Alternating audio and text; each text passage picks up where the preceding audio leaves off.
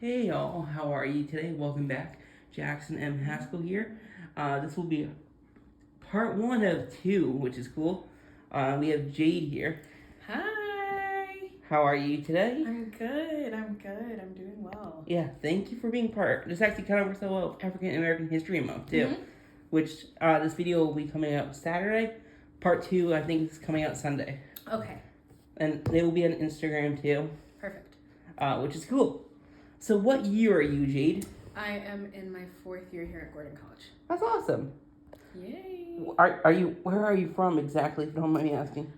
So I grew up in Brockton, Massachusetts, which is it's 30 minutes south of Boston. Okay. But for the last 5 years now, since 2019, I've lived in Boston. So I live in Mattapan now. So I say I'm from Boston to everybody, but yeah, I would say I'm from Boston, but I grew up in Brockton. It's really close. It's Brockton right near Quincy, right? Yeah, it's 15 minutes from Quincy. Okay, I know where Quincy is. Yeah, it's right next to Randolph, Stoughton. Okay. Yeah. Cool. That's awesome. Yeah.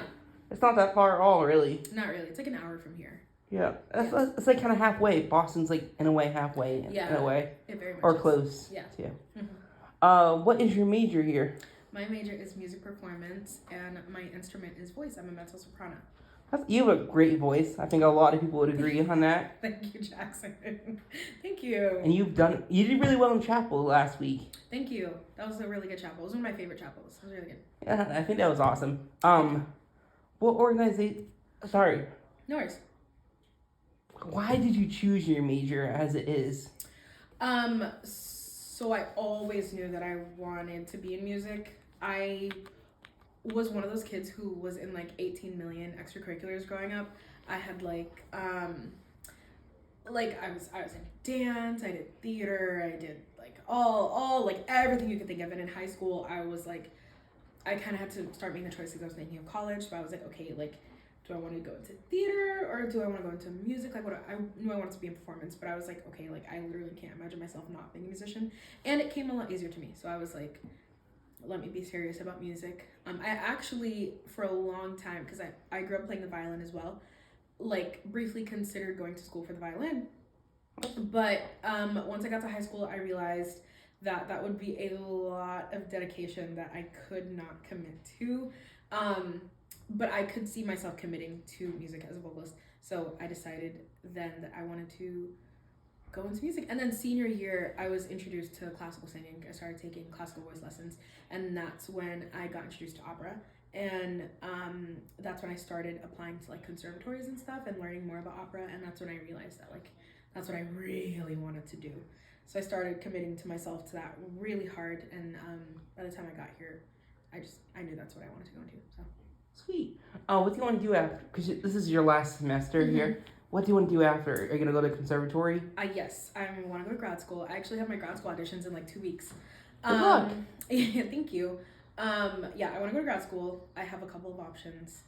That's the plan. And then after grad school, I want to, it's a lot of young artist programs, which are kind of it's kind of just 2 year long, or however long your program is. It's a long study of just performance, not really academic classes the way grad school and undergrad is.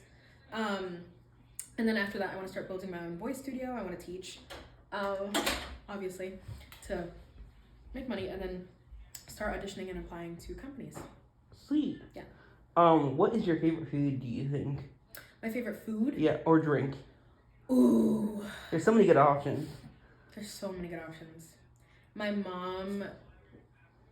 Okay, wait. I'm Haitian. My mom makes this meal. It's chicken, and she makes a pea sauce with sweet peas, the green ones, and white rice. And then I like having that with a side of plantain and fried plantain. Fried plantain is so good. So good. And my favorite drink, oh gosh, what is my favorite drink? Okay, this might not be my all-time favorite, but it is one of my favorites of all time. I always get this, it's a strawberry coconut milk drink. Ooh. And it has little chunks of coconut in it. I always get it at Market Basket, and it's so good. So good. I remember the mango milk gotten before. Probably around the same taste. Yeah, but they do have a mango flavor that's really good. It's like coconut milk. It's not like regular dairy. So, it's good.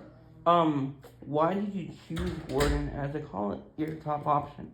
Or was it not your top option? Gordon was not my top option. I really wasn't planning on coming here. But I had between the school and Longy in Boston, which is a conservatory, who had accepted me, but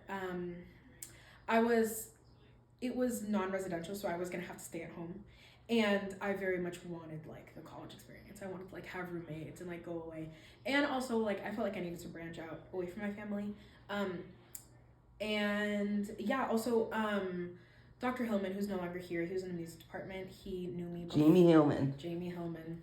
He's no longer here, but he has he's onto other things.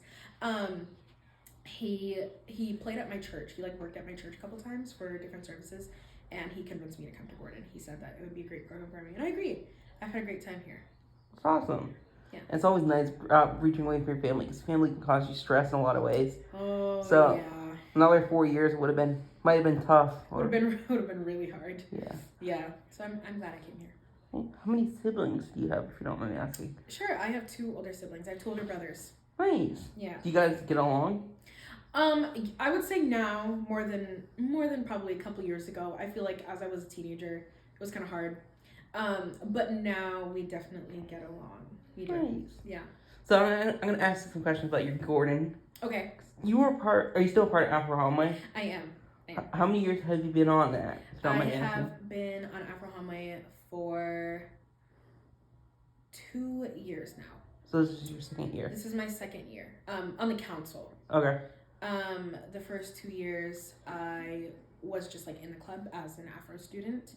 But then I applied to be on the council for junior year, and I've been a Sankofa facilitator for the last 2 years. I'm going to ask you 2 questions related to that. Sure. What is Afro Homeway, in case people don't know? So a lot of viewers I have are not Gordon people. Yeah. And they might want to know. So Afro Homeway is Gordon College's kind of Black student union. It is our club that affirms and educates and brings together the Black students on this campus. And Homeway means together or togetherness or unity.